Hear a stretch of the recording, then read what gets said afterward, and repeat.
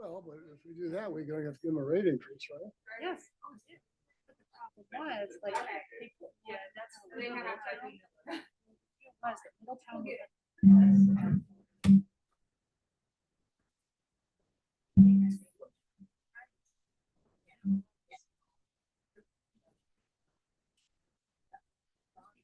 everybody comes to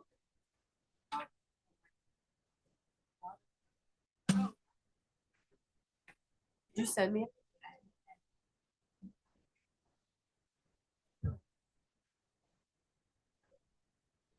Good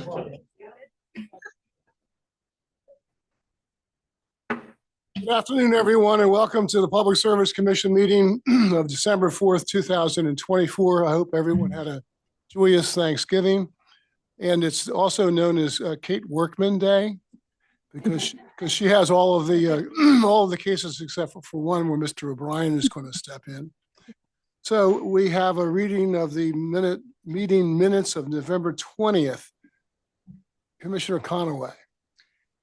Move that we accept the reading of the meeting minutes of November 20th as presented. I second the motion. Is there any discussion? Hearing none, all those in favor signify by saying aye. Aye. Aye. And I heard Commissioner Drexler votes. That's all five have voted aye. We'll call on Commissioner Gray to handle the consent agenda. I apologize to the public members who are here. If there's anyone here who would like to make a comment to the Public Service Commission, please come forward and we'd be happy to listen to you. Okay, it doesn't look like there's anybody who wishes to speak. Commissioner Gray. Thank you, Mr. Chairman. I would like to remove items 3 and 5 from the consent agenda for regular agenda. A few questions and comments. They're removed to the regular agenda. Thank you, sir. And therefore, I would make a motion in a moment for the consent agenda. But before I do that, I wanted to acknowledge and thank Delmarva Power for submitting, based on a request in our last meeting, graphic information that was depicting the trend of rate changes in relationship to bad debt. And this was requested in the last meeting when they went through the state of the company. And I think they showed this to all of my fellow commissioners. And I certainly appreciate that, whether they're here or not. I wanted it on the record. With that, I will move, Mr. Chair, that we adopt the consent agenda as modified, having removed items 3 and 5. Mr. Korea? Is there any discussion on the motion to approve the consent agenda as amended? Hearing none, all those in favor signify by saying aye. Aye. Aye. All 5 voted aye. The motion carries.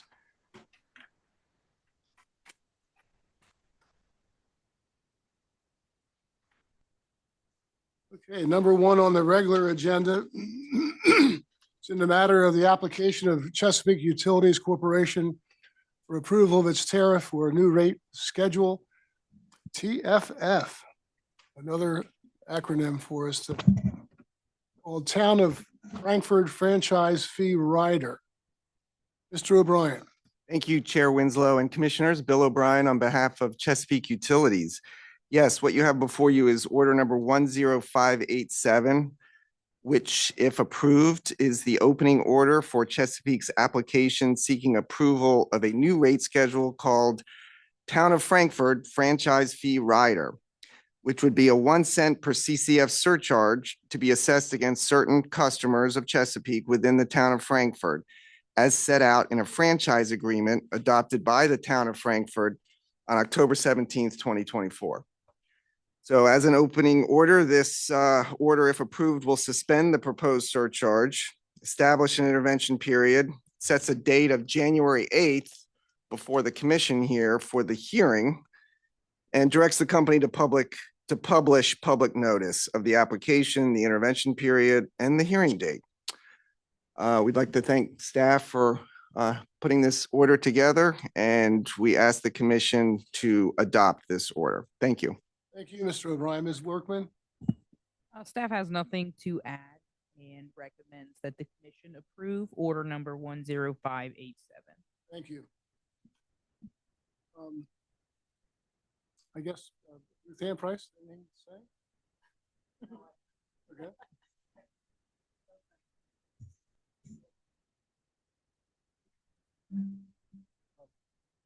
Would anybody like to make a motion?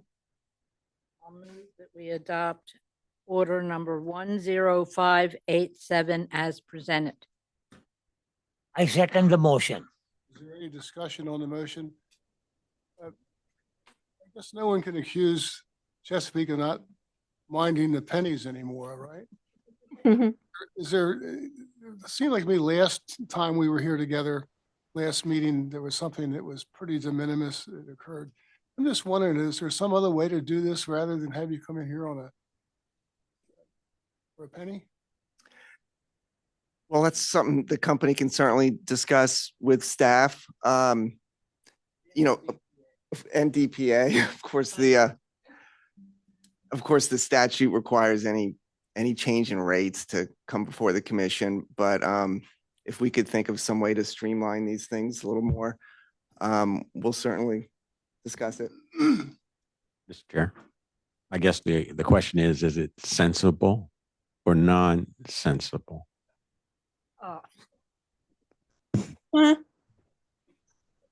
He's good. I'd give a penny for your thoughts. These pennies add up. You gotta, I'm sure you're above well, anyway, that's enough talk on that, I guess. And Ruth Ann did speak despite the fact she was, okay. All those in favor signify by saying aye. Aye. Aye. All 5 are ayes, and the motion carries. Thank you, Mr. O'Brien.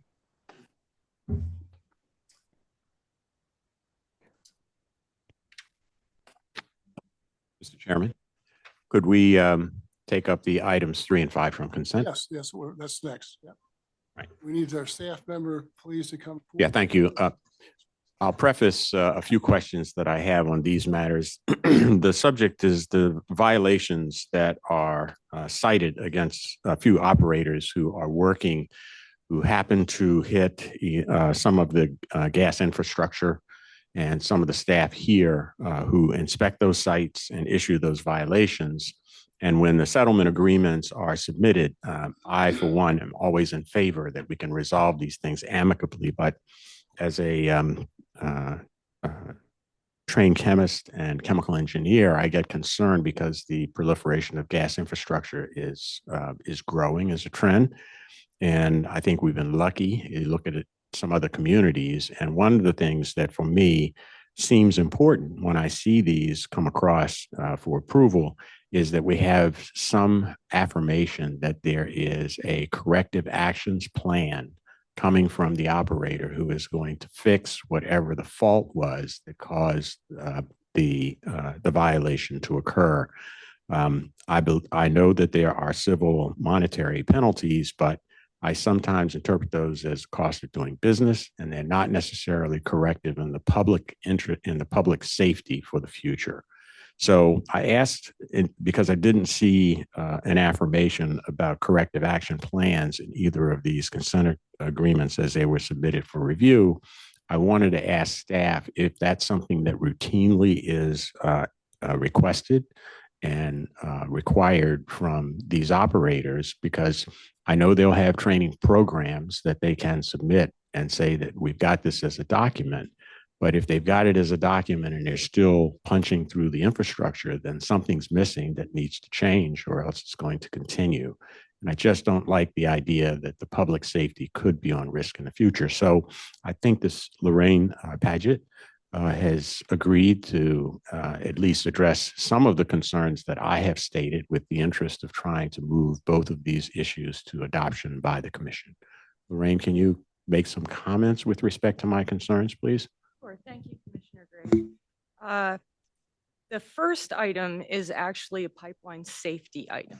That's related to the inspections that we do annually for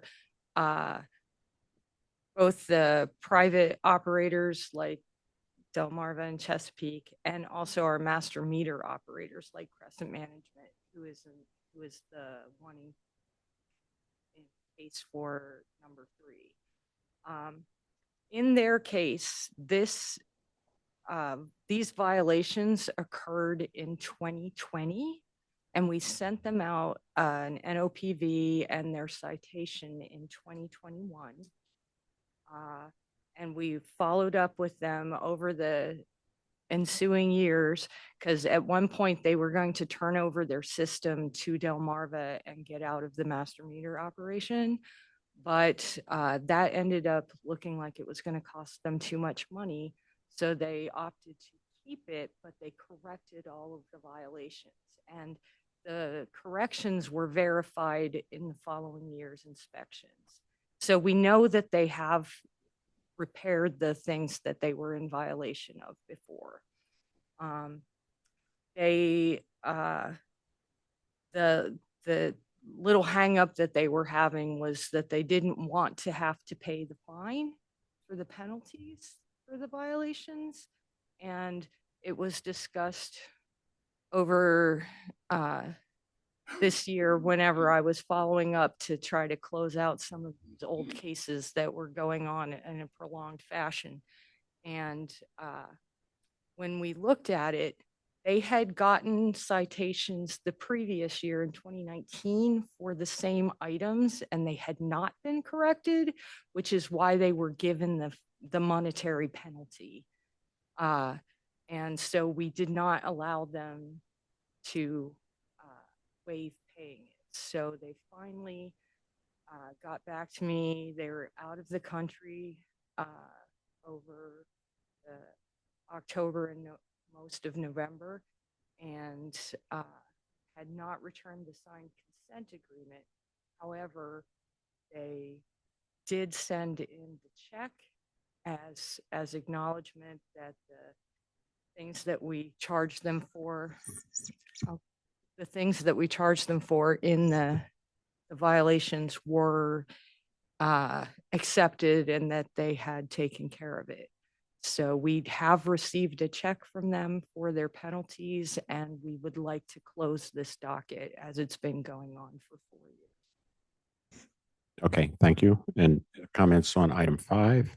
And for item 5, this is a separate program. This is the Underground Utility Damage Prevention Program.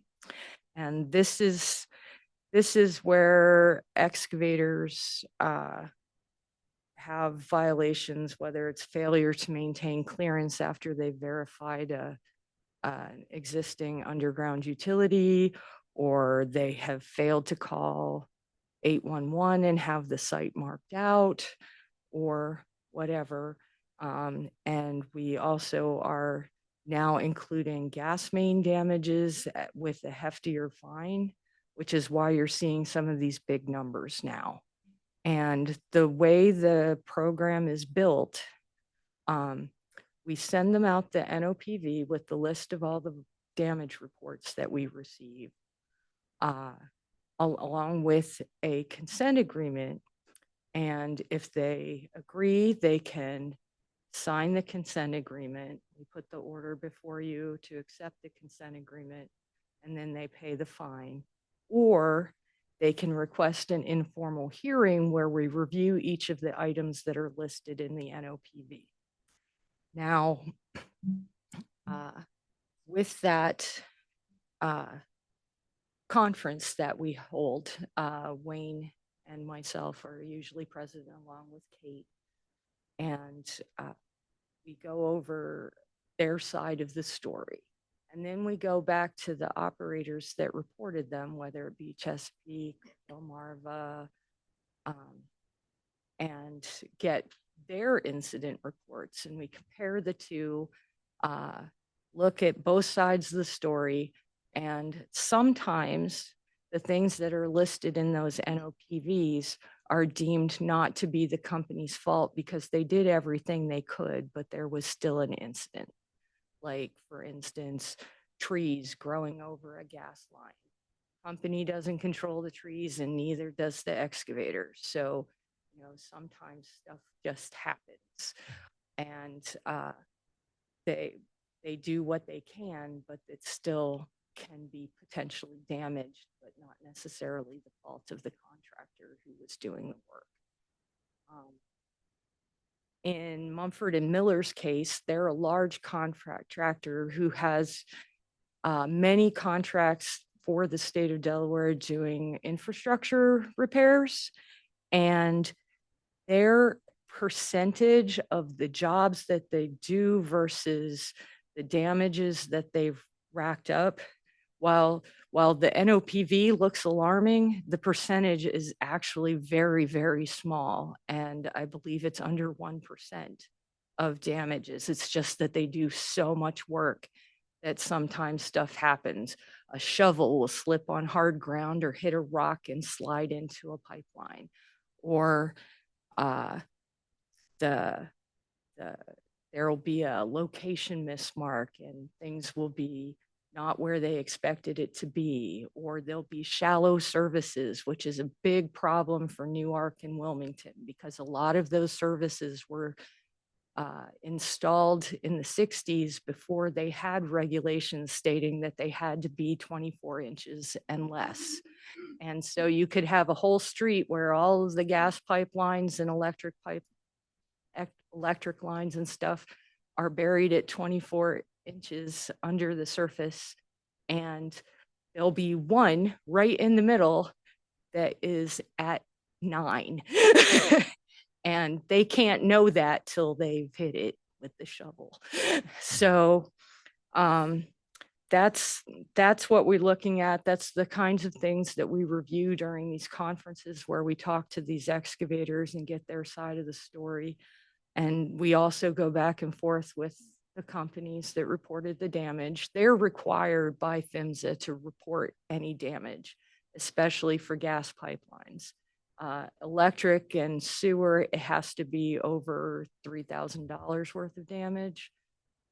That's why you never see underground utility damage reports for, say, cable, because their damages are much less expensive to repair. But for Mumford and Miller, it was determined after we went through all of the items that were on their list that their violations were going to amount to $4,300 instead of the $5,050. So if you have any additional questions, I can answer them. Okay. So thank you very much for that explanation. It's very helpful. It sounds to me, and tell me if I'm wrong, it sounds to me like the evaluations and the analyses that are done by staff for overview are case specific in determining violations. So removing those that are not the fault of the operator means that there are still violations that the operator is responsible for in some way or another. And so I'm only concerned here that a lot of our focus seems to be penalized for what happened in the past. What I would like to see in consent agreements, if I'm reviewing them for adoption, is that somehow for the case specific responsibilities of the operator who violated, is there a corrective action plan? Because I believe I have a training outline for one of the companies, which is great. But if the violation occurred, then there was a departure perhaps from the training itself. Then what happens for the future public safety is what I'm concerned about, that there's some corrective plan so that they can try to prevent this in the future from happening, case specific to their own responsibilities. Okay. I don't know if that's feasible under the statute, but specifically with regard to the gas pipeline infrastructure, I think it's very, very important. In the process that we do, it states in the NOPV what their options are. They can either sign the consent agreement and turn in their action plan with an outline of their training and everything and the dates they plan to have it cleared up, or they can request the conference and turn in the action plan with the dates of any additional training they're going to add or reviews of their current training practices and that sort of thing. But that's not normally something that we spell out in the consent agreement because it's already spelled out in the NOPV. Okay, so I have one question, a clarification in one of the orders, and then a motion for the commission. The question is, do you have an action plan for each of these? Because I didn't note it in the information provided for review. Or did you get an action plan in your conference for both of these? Well, the first one, item 3, is not an underground utility damage So excavation. it's not applicable. Yeah, it's not applicable. Got it. Number 5, we've got their action plan. They turned in their safety training program, what they do. They discussed in the conference things that they were going to look at to rework. They actually purchased a new vehicle that has a depth location sensor on it because they're doing so much work in Wilmington and Newark. Yep. That because they sometimes don't trust the locations that are being done by Delmarva and Chesapeake. So they can actually take their truck out to the site and roll it over the area that they're going to be working in and get a depth finding on a lot of that. And I believe 3 of the events that were removed from their consent agreement, in those cases, they actually worked with Delmarva and had a Delmarva team come out with a piece of equipment called a Badger, which is a long hose that goes down and digs around the pipes with water and suctions up all the water in the soil from around that area because it was a known shallow service area. Okay, let me interrupt you, and I apologize for doing so.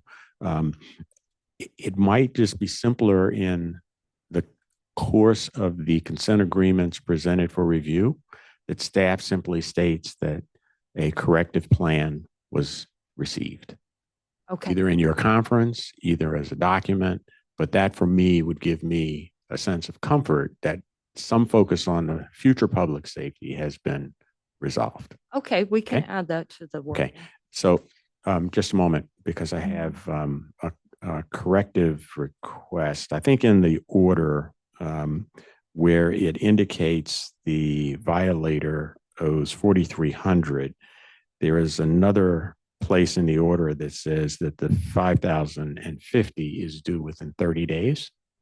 So I'm of the mindset that perhaps there should be a correction so that the amounts are consistent.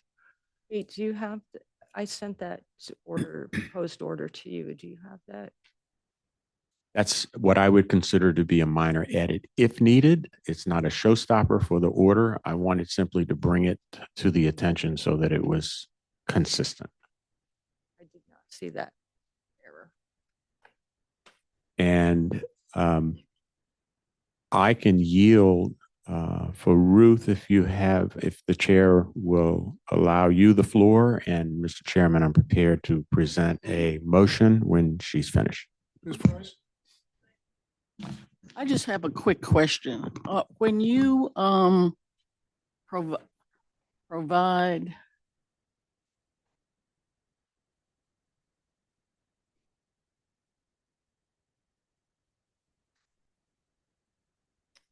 EPA has not received a copy of these.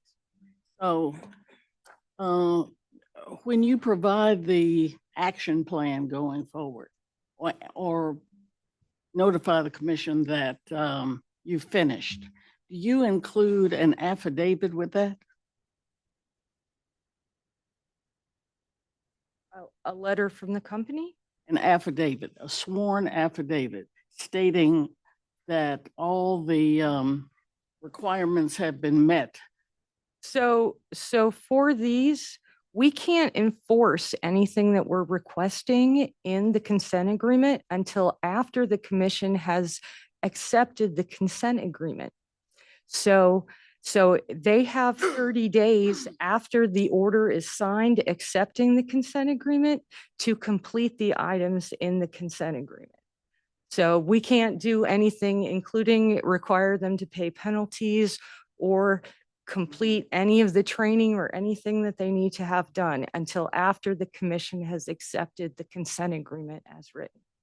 Okay, thank you very much. I just wanted to know the order of things Yes. since DPA didn't receive any copy of it. So thank you very much for your help. Yep, we do follow up with them, and once they send us all their documentation that any required training or their checks, penalty checks have been turned in, we close the docket and send them a memo to formally close the case once that's been completed. Commissioner Gray.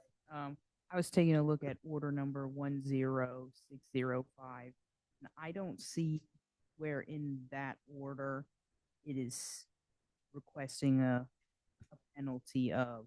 I'm sorry, in the current settlement language order, language/order paragraphs 4 and 5.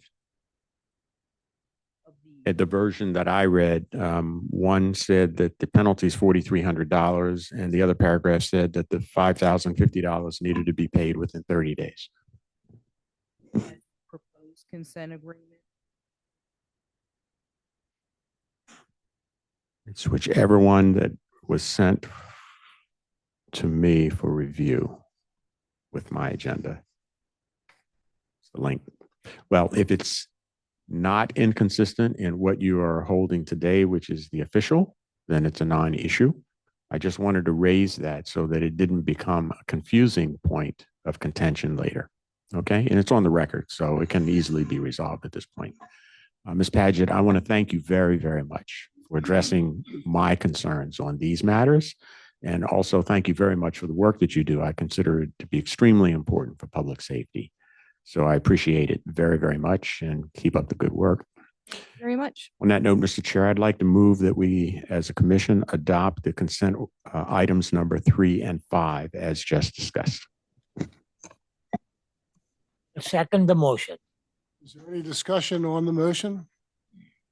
Hearing none, all those in favor signify by saying aye. Aye. Aye. All 5 ayes. Motion carries. And we have next the hearing schedule, which is blank.